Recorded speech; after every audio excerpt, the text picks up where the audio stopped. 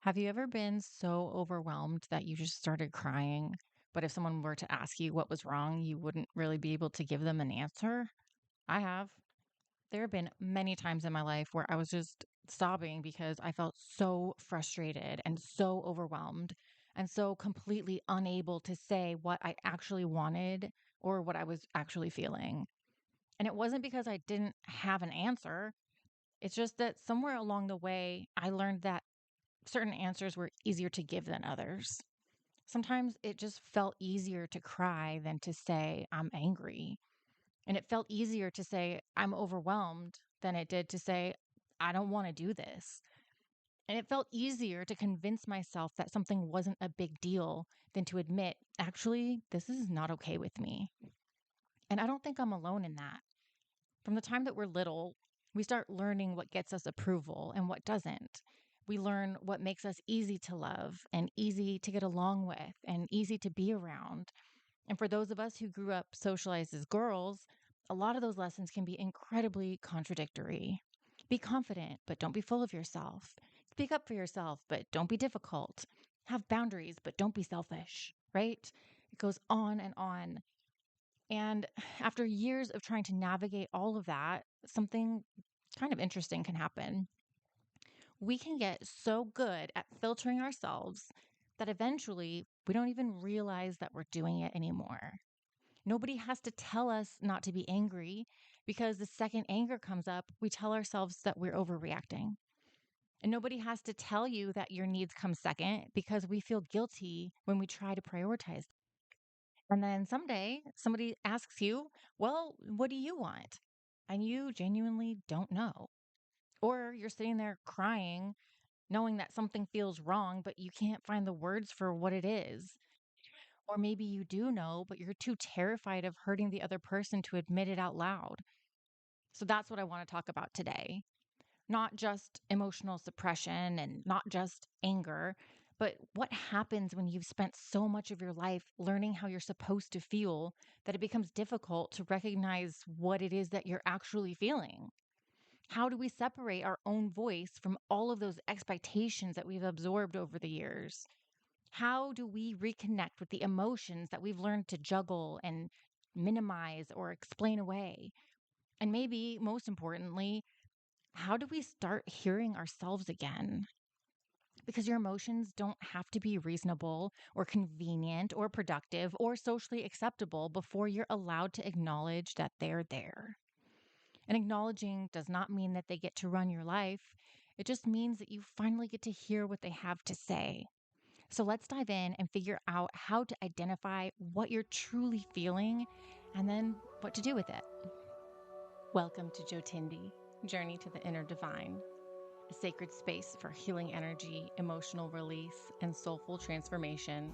If you're ready to live with joy, ease, and purpose, you're in the right place. Hi, all. Welcome back. I am so glad that you decided to join me today. Today is going to hopefully give you some insight into why you've been feeling stuck, why you can't get what you want, even when you know what you want, and how we can start to shift all of that. So let's start with the impossible rule book, that is. If you were raised in the United States and socialized as a girl when you were growing up, then there's a really good chance that you picked up some conflicting messages about how you should behave and act and feel and look. And I'm not just talking about people saying, don't be angry, because it is so much bigger than that. I mean, that is certainly part of it. Women are called crazy and bitchy and difficult if they express any kind of anger. But we're told be strong, but don't be intimidating. Be ambitious, but don't neglect your family. Be attractive, but don't be vain, right? Take care of yourself, but don't be selfish.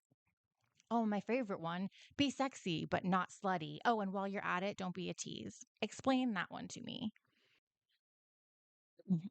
And I think there's a particularly interesting layer around wanting and ambition, specifically for women, because we are so often encouraged to pursue what we want while simultaneously being praised for being accommodating and nurturing and selfless and easygoing and flexible. But that leaves us in an impossible situation. Do we choose to be agreeable and flexible and nurturing? Or do we choose our own ambition at what now seems like somebody else's expense? I mean, just imagine the things that you could accomplish if you only had to pay 50% of the bills and you didn't have to contribute to any of the housework or childcare, right? Being conventionally successful these days seems like it requires one of two things: either strong support in your corner, making space for you to focus your energy on the business or your work or your art or whatever you're trying to make it in, or it requires a big, grueling struggle where you work on your business, in your home, and on yourself. And not that that can't all be done, but it sure would be easier if all you had to focus on was yourself and your personal goals, right? And having somebody else there to take care of all the day to day stuff. So, what happens when what you want conflicts with what somebody else wants? Well, for me, in my childhood, it meant too bad. We're accommodating the step parent at all costs. In my 30s, it meant compromising everything that I had worked for years to achieve in order to keep the peace and support my partner at the time, which was particularly painful for me because although I had convinced myself that it was okay, what I really did was give up on my career in Hollywood for a controlling, jealous, insecure douchebag. But I digress. So, what do you do when both people in a relationship have big ambitions and are not willing to compromise? And don't even get me started about how two income households barely make ends meet in most of the markets across the United States today. Maybe you don't have lofty goals. Maybe you're just trying to get by. What then? Well, most of the time, we fall into whatever dynamic we were raised in. Was your job as a child to take up the slack around the house when your parents had to work? Were you tasked with becoming as small as possible in order not to set somebody off?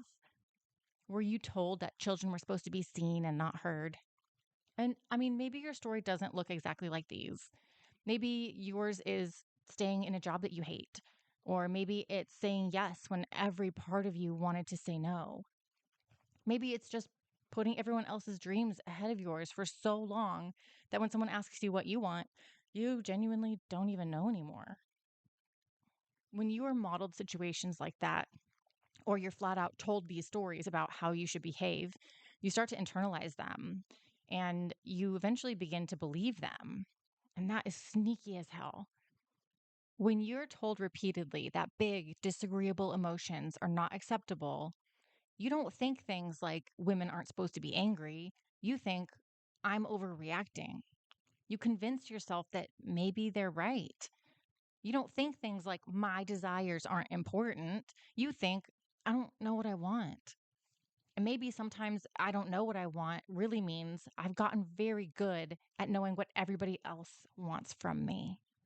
And I'll give you an example that I touched on earlier. I was living in Hollywood working on movies, something that I not only dreamed about, but I'd been working my ass off to be successful in.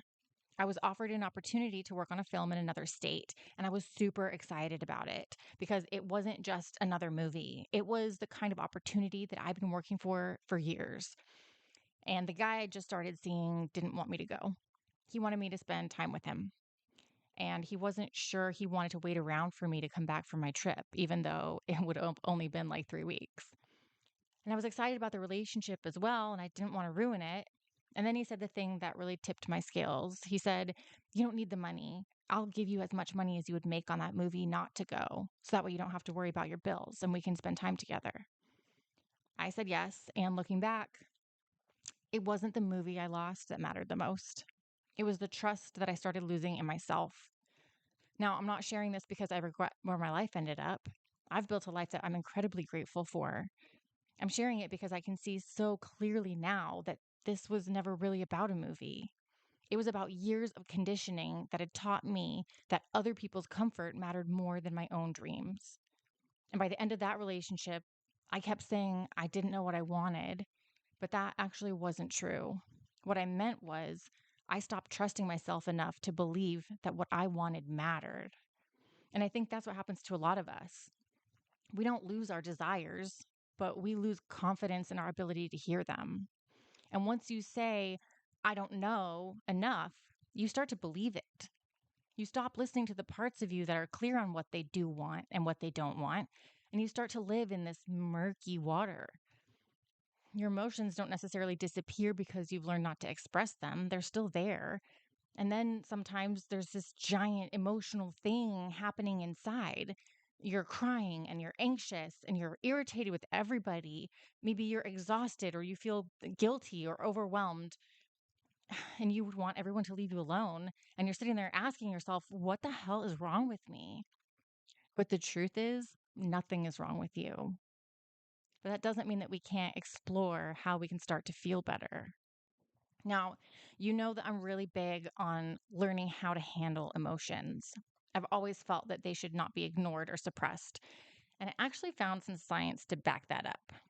I found a recent meta analysis that found negative emotions like anger and depression and anxiety actually play a critical role in physical and mental health outcomes, especially heart related conditions.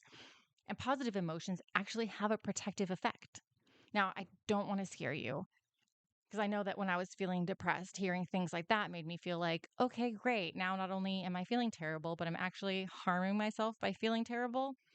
But like I said, don't be discouraged because while these negative emotional states can have negative health outcomes, this paper actually says it's all about how you handle them. This research said that suppressing your emotions is the most damaging, but learning how to regulate your emotions changes everything. It's like one more piece of evidence supporting what I always say, which is emotions aren't something to be feared or ignored or pushed aside. And learning to work with them, to hear them and move through them, that is going to be your golden ticket. So let's talk a little bit about what that looks like. Maybe let's just say you're feeling overwhelmed. So let's take a breath and look at that feeling. What is underneath this feeling of overwhelm? Maybe you're doing too much. Why? Why are you doing too much? Because you feel like nobody helps you. And how does that make you feel knowing that nobody helps you? Well, probably pretty angry, right? What do you wish would happen? Maybe you just want somebody else to take care of you for once. And now suddenly we're somewhere completely different. You've not only looked at the source of the overwhelm, but you've identified the driving factor beneath it.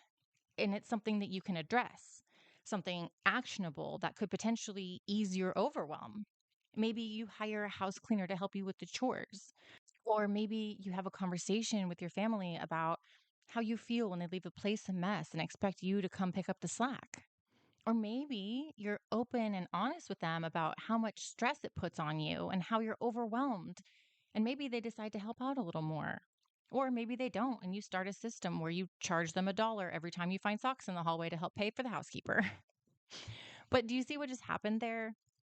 We started with the overwhelm, but the overwhelm wasn't actually the problem. The overwhelm was the messenger. And once we listened long enough, it pointed us towards the real issue. And that is what emotions do. They don't just make us feel things, they actually tell us where to look.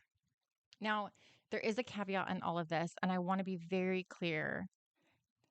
Your emotions aren't instructions, okay? They're just information. And this is really important to learn before you reconnect with your emotions because some emotions can feel very scary. Feeling anger, though, doesn't mean that you need to go confront somebody. And feeling jealous doesn't mean that somebody else actually did something wrong. And feeling selfish doesn't mean that you're behaving selfishly. An emotion is something that you can become curious about. You ask yourself, what is this feeling trying to show me? Maybe your anger reveals a boundary, or your resentment reveals an imbalance, or your jealousy reveals a desire.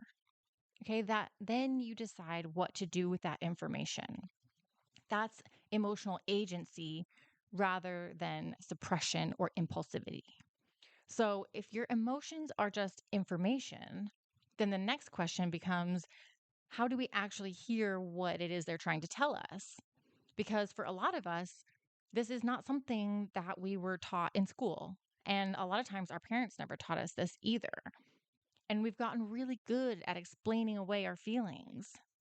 Like we tell ourselves that it's not a big deal or that we'll get over it. But healing asks us to do something very different than that. Healing asks us to get radically honest with ourselves.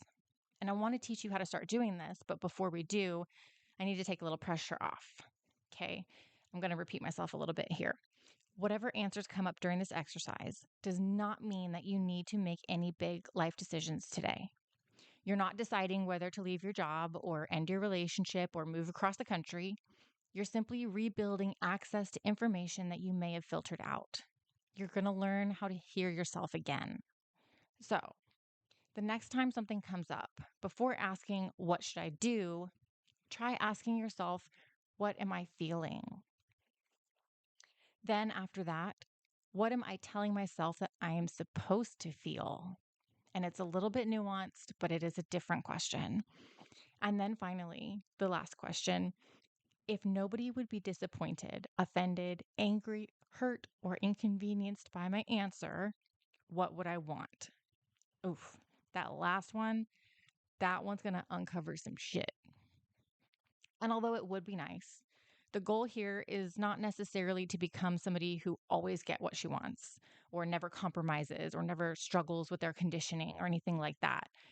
It's just to become someone who can finally say, I know what I'm feeling, I know what I want, and I'm willing to listen to myself. And you are willing to listen to yourself beneath the shoulds and the guilt and beneath the fear of disappointing people and the stories about who you're supposed to be. And the beautiful thing is that that voice, your you voice, it's still there. Every time that you slow down long enough to ask yourself, what am I really feeling? And every time that you notice an emotion instead of immediately judging it, and every time you become curious instead of critical, you're clearing out a little more of that noise and you're making a little bit more space to hear yourself again. And to me, that's what spirituality is really about, because your emotions aren't the opposite of your spiritual nature, regardless of what some people in the spiritual space will tell you. They're actually one of the ways that your inner world communicates with you. Some emotions point toward a boundary, and some reveal a longing that you've been ignoring, and some invite you to grieve, and some ask you to let go. None of them make you a bad person. They make you a human being. And when you stop treating your emotions like enemies that need to be conquered, they can often become one of your greatest teachers. So let's come home to ourselves and become someone who trusts herself enough to sit with whatever arises and say, I may not like this feeling, but I'm willing to listen. I mean, this is the whole reason why I call this podcast Journey to the Inner Divine, because I genuinely believe that there is something wise and loving and whole within each of us. And it's not perfect, but it's deeply connected. And I don't think that we find that part of ourselves by silencing ourselves in our humanity. I think we find it by moving through it with honesty. And before we wrap up, I want to leave you with a final thought. Awareness is incredibly powerful, but awareness by itself doesn't always create change. Sometimes we have these beautiful moments of clarity while we're listening to a podcast or taking a walk or journaling, and then life gets busy. The dishes need to get done. The kids need to be picked up. Work starts on Monday, and before we know it, that little spark of insight gets buried under the noise of everyday life. But that's why I created the Clarity Map. It's a free guided workbook, and it's going to walk you through simple exercises to help you quiet all of this outside noise and voices and reconnect with your own inner voice. And whether you're feeling stuck in your relationship or uncertain about your next steps or overwhelmed by life or just disconnected from yourself, it helps you move from confusion to clarity one step at a time. So if today's conversation stirred something in you, don't let it stop here. Take a little time with yourself this week. Download your free copy of the Clarity Map using the link in the show notes and give yourself the space to ask questions that we explored today without judgment, without pressure, and without needing to have all of the answers right away. Because sometimes the greatest act of self-trust isn't finding the answer immediately. It's creating enough quiet so that you can finally hear the answer. So thank you so much for spending this time with me today. Until next time, keep listening to your heart and following your intuition. And remember, there's no path to happiness. Happiness is the path.